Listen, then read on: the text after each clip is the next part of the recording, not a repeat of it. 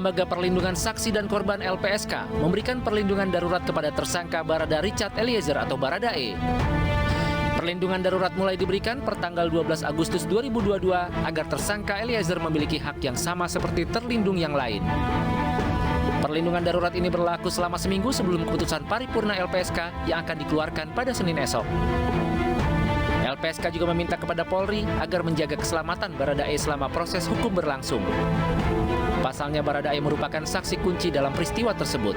Perlindungan terhadap Baradae ini penting sebagai JC, bukan hanya soal keselamatan, tetapi juga menjaga konsistensi dia untuk menyampaikan keterangan hingga pengadilan.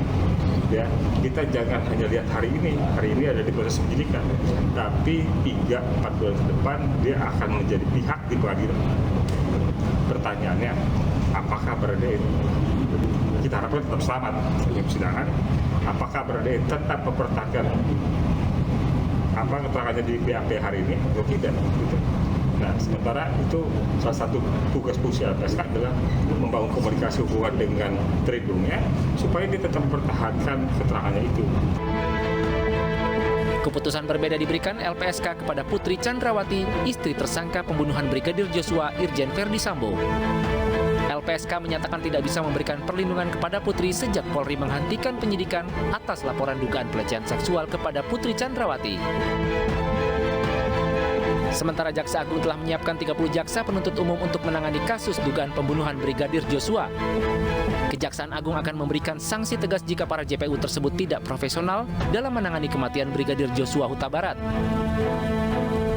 Sejak kasus ini bergulir, polisi telah menetapkan 4 orang tersangka, yaitu Irjen Verdi Sambo, Bribka Riki Rizal, Barada Eliezer, dan Kuat Ma'ruf. 3 tersangka, Irjen Verdi Sambo, Bribka RR, dan Kuat Ma'ruf dijerat pasal pembunuhan berencana dengan ancaman hukuman mati. Sementara Baradae terancam hukuman 15 tahun penjara. Ya, pemirsa, Lembaga Perlindungan Saksi dan Korban LPSK mengabulkan permohonan Barada Eliezer sebagai justice kolaborator. Dan dengan status ini, perlindungan terhadap Barada Eliezer juga diberikan oleh LPSK. Sedangkan bagaimana dengan nasib Putri Chandrawati? Sudah bersama dengan kami Nata Arman yang langsung dari gedung LPSK Jakarta Timur.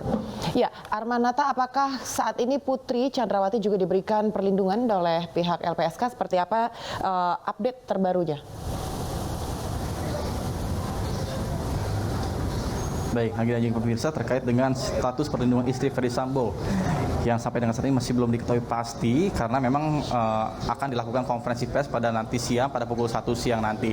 Dan memang berdasarkan keterangan dari Ketua LPSK kemarin bahwa Putri Chandrawati ini ketika dilakukan penyelidikan di rumah kediamannya beberapa waktu lalu yang mana tidak menyebutkan apa-apa, hanya saja menimbulkan pertanyaan-pertanyaan yang mana Ibu Putri Chandrawati sendiri ini tampak kebingungan dan tidak tahu mau ngomong apa kepada pihak LPSK, dan diduga kuat yang mendaftarkan terkait dengan perlindungan ini bukan yang bersangkutan alias Ibu Chandrawati, namun ada pihak lain yang mendaftarkan Ibu Putri Chandrawati selaku korban seperti itu untuk memperkuat status bahwa telah terjadi pelecehan seksual yang dilakukan oleh Brigadir J kepada Ibu Putri Chandrawati. Namun setelah polisi menghentikan penyelidikan kasus dari pelecehan seksual ini yang membuat bingung pihak LPSK dan kemungkinan permohonan ini akan ditolak. Sedangkan untuk permohonan perlindungan Baradae sudah diterima, namun untuk perlindungan kepada keluarga Baradae sampai dengan saat ini belum ada konfirmasi lebih lanjut karena kami juga masih menunggu terkait dengan press conference yang nantinya akan kami tanyakan terkait dengan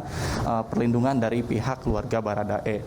Kemudian dengan adanya pemberian amplop yang sempat ramai waktu itu, bahwa diduga amplop itu dari suruhan Verdi Sambo yang mana pada tanggal 13 Juli 2022 yang lalu pihak LPSK sedang berkoordinasi dengan Verdi Sambo terkait dengan kematian Brigadir J yang mana dilakukan di kantor Kadif Propam tersebut, dan langsung disuguhi oleh orang suruhan yang mana diberikan 2 amplop, namun pihak LPSK langsung menolak dan tidak diketahui pasti berapa jumlah nominal dan diduga itu adalah sejumlah uang.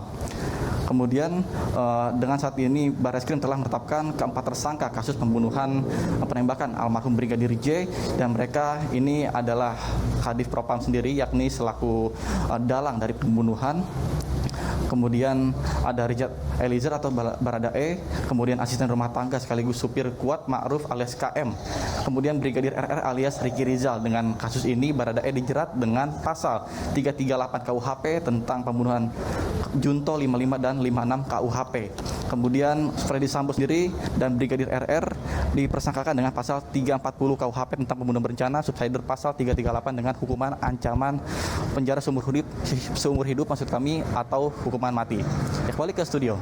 Ya baik, terima kasih rekan Nata Arman langsung dari gedung LPSK Jakarta Timur. Kami masih akan menanti informasi terbaru dari Anda. Terima kasih rekan Nata. Sementara itu pemirsa, pihak Lembaga Perlindungan Saksi dan Korban atau LPSK mengaku pernah disodori amplop berisikan sejumlah uang dari staf Irjen Verdi Sambo. Ya, terkait pemberian perlindungan untuk istri Verdi Sambo ini, pemirsa, LPSK menolak amplop tersebut.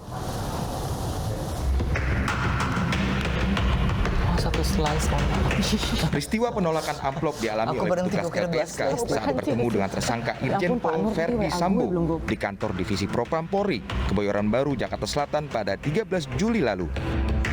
Salah satu petugas LPSK yang menunggu kedatangan Barada Eliezer usai memintai keterangan Sambo mengaku telah didatangi staf Sambo untuk memberikan 2 amplop coklat. Pada kesempatan tersebut, Wakil Ketua LPSK mengatakan staf Sambo menuturkan sebuah kode kepada petugas LPSK. Staf dari Pak Kadif Propam yang menyampaikan map isi 2 amplop, dan itu langsung ditolak oleh staf kami. Ini titipan dari Bapak, ya kan? Artinya menurut kami kan bukan berkas atau dokumen terkait dengan permohonan. Diketahui, istri Sambo, Putri Chandrawati, mengajukan perlindungan kepada LPSK pada 14 Juli 2022 atau 6 hari pasca pembunuhan Brigadir Nofriansah Yosua Huta Barat. Diduga, kedua amplop coklat diberikan pihak Sambo agar memuluskan istrinya Putri Chandrawati untuk mendapatkan perlindungan dari LPSK.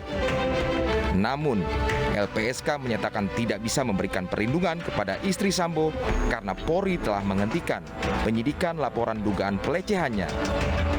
Dari Jakarta, Rio Manik, iNews melaporkan.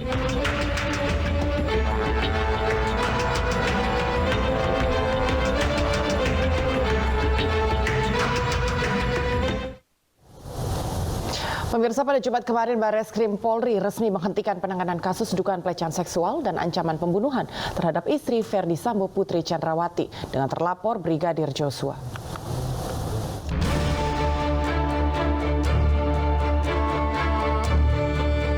Barreskrim Polri resmi menghentikan kasus dugaan pelecehan terhadap istri Verdi Sambo, Putri Chandrawati, yang diduga dilecehkan oleh Brigadir Joshua.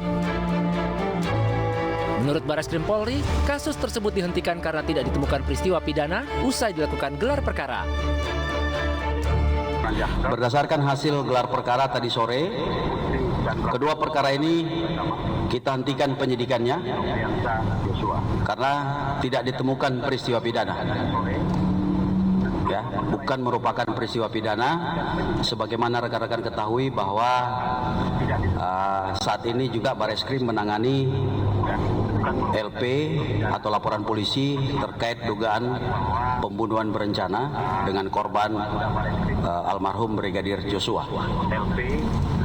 Oleh karena itu, berdasarkan hasil gelar tadi saya sampaikan perkara ini dihentikan penanganannya. Sebelumnya Verdi Sambo mengaku emosi dan marah karena tindakan Joshua kepada istrinya Putri Chandrawati di Magelang melukai harkat dan martabatnya. Namun polisi tidak menjelaskan tindakan apa yang dilakukan Joshua kepada istri Verdi Sambo tersebut. Atas tindakan yang dilakukan Joshua, Verdi Sambo kemudian merencanakan pembunuhan bersama 2 tersangka lain, yakni Barada Eliezer dan Bribka RR di rumah dinasnya. Bahwa di dalam keterangannya, tersangka FS mengatakan bahwa dirinya menjadi marah dan emosi setelah mendapat laporan dari istrinya PC yang telah mengalami tindakan yang melukai harkat dan martabat keluarga yang terjadi di Magelang yang dilakukan oleh almarhum Joshua. Oleh karena itu, Kemudian tersangka FS memanggil tersangka RR dan tersangka RE untuk melakukan pembunuhan, untuk merencanakan pembunuhan terhadap almarhum Joshua. Syukur ini tersangka bunyi, ngomong. Kalau nggak ngomong sekalipun tidak ada masalah. Kita sudah punya alat bukti untuk memberikan sangkaan terhadap yang bersangkutan dan siap untuk kita bawa ke pengadilan. Namun usai pengakuan Sambo tersebut, kepolisian melalui Barreskrim Polri menyebutkan motif masih dalam penyidikan lebih lanjut. Dari temuan-temuan dalam penyidikan, motif soal pelecehan kecil kemungkinan dilakukan oleh Brigadir Joshua. Kalau 340 diterapkan, kecil kemungkinan. Lalu sebenarnya apa yang terjadi? Apakah pengakuan Putri Chandrawati bohong? Yang jelas skenario awal yang disusun Ferdy Sambo telah runtuh. Sementara itu, pemirsa, jumlah polisi terseret sandiwara pembunuhan yang dibuat oleh Ferdy Sambo terus bertambah. Ya, sebanyak 36 polisi diduga melanggar kode etik terkait penanganan kasus kematian Brigadir Joshua.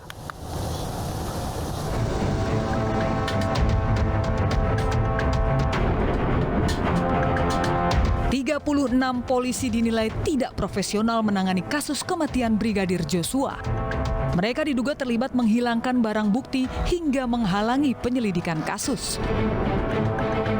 Dari jumlah itu, sebanyak 16 diantaranya mendapat sanksi kurungan atau penempatan khusus, 6 diantaranya ditempatkan di Makobrimob. Mereka adalah Brigjen Hendra Kurniawan, Karo Paminal Divisi Propam Polri, Brigjen Beni Ali, Karo Provos Divisi Propam Polri, Kombes Budi Herdi Susianto, Kapolres Jakarta Selatan, Kombes Agus Nurpatria, Kaden A Biro Paminal Divisi Propam Polri, Kombes Susanto, Kabak Gakum Biro Provos Divisi Propam Polri, dan AKBP Jerry Raymond Siagian, Wakil Dirkrimum Polda Metro Jaya. Puluhan personel polisi yang terseret sandiwara Sambo tak hanya terancam sanksi etik, namun juga sanksi pidana. Ya, selesai pemeriksaan langsung ditempatkan di tempat khusus di Makobrimob. Ya, tadi sudah dikirim, jadi sore hari ini ya. Sore hari ini ya, pangkat AKBP sudah dikirim langsung ke Makobrimob. Untuk update lebih lanjut, dari Itsus tetap masih melakukan berbagai macam pemeriksaan para saksi-saksi ataupun terperiksa lainnya. Ini masih dilakukan pemeriksaan. Apabila diketemukan pelanggaran pidananya, nanti akan diserahkan kepada Pak Dirpidum. Sebelumnya dalam konferensi pers penetapan Irjen Ferdy Sambo sebagai tersangka, Polri mengakui pengungkapan kasus kematian Brigadir Joshua sempat terhambat karena pelaksanaan olah TKP yang tidak profesional. Tim Liputan iNews melaporkan. Ya, pemirsa, pasca diperiksanya Irjen Ferdy Sambo dan Baradae di Makobrimob Kelapa II oleh Komnas HAM, pemirsa, apakah hari ini ada pemeriksaan lanjutan terhadap kedua tersangka pembunuhan Brigadir Joshua? Sudah bersama kami pemirsa Ayu Pratiwi langsung dari Makobrimob Kelapa II Depok, Jawa Barat. Ayu Pratiwi, apakah ada agenda pemeriksaan terhadap tersangka pembunuhan Brigadir Joshua di sana pada siang hari ini? Ya, baik, selamat siang Pram dan juga Anggi. Memang saat ini di Makobrimob Kelapa II Depok, Jawa Barat rencananya akan diadakan agenda pemeriksaan. Namun berdasarkan informasi yang kami peroleh dari BK Ulung selaku Komisioner Komnas HAM yang menyebutkan bahwa hari ini pada Senin 15 Agustus 2022 akan dilakukan pemeriksaan terhadap Baradae oleh tim Komnas HAM. Namun pada saat BK Ulung menyampaikan pernyataan tersebut, dalam pernyataannya disebutkan akan dilakukan pemeriksaan di Barreskrim. Namun tadi kami sempat melihat ada beberapa mobil yang memasuki ke dalam Makobrimob ini. Namun kami tidak mengetahui itu siapa karena belum ada konfirmasi dari pihak terkait. Sementara itu juga dapat kita informasikan pemirsa bahwa pada tanggal 12 atau Jumat kemarin Irjen Ferdy Sambo telah dilakukan pemeriksaan oleh Komnas HAM dan pada saat itu direncanakan akan dilakukan pemeriksaan terhadap Baradae dan juga Ibu Putri. Namun pada saat itu Baradae batal dilakukan pemeriksaan di Makobrimob ini dikarenakan Baradae masih dalam proses asesmen dari LPSK dan juga Ibu Putri berhalangan hadir ke Makobrimob ini. Untuk itu dari Komnas HAM akan melakukan pemeriksaan terhadap Baradae pada hari Senin ini. Sementara itu dapat kami informasikan juga situasi terkini depan pintu masuk Makobrimob Kelapa II Depok Jawa Barat ini saat ini masih dijaga dengan ketat oleh sejumlah aparat yang berseragam lengkap, juga dilengkapi oleh senjata laras panjang. Tak hanya itu, kami juga melihat ada beberapa kendaraan mobil taktis, juga beberapa kendaraan sepeda motor yang terus berjaga bersiaga di depan gerbang Makobrimob ini. Kembali ke studio. Ya, baik, terima kasih Ayu. Tetap perhatikan seperti apa jalannya proses pemeriksaan saat ini, dan kami juga tentu akan menantikan seperti apa perkembangan lebih lanjut. Selamat bertugas kembali, Ayu. Ya, pemirsa, perahu nelayan bertabrakan di tengah laut saat berebut kepala kerbau dalam acara tasyakuran laut di Pandeglang, Banten. Informasinya usai jeda pemirsa, tetap di iNews Siang.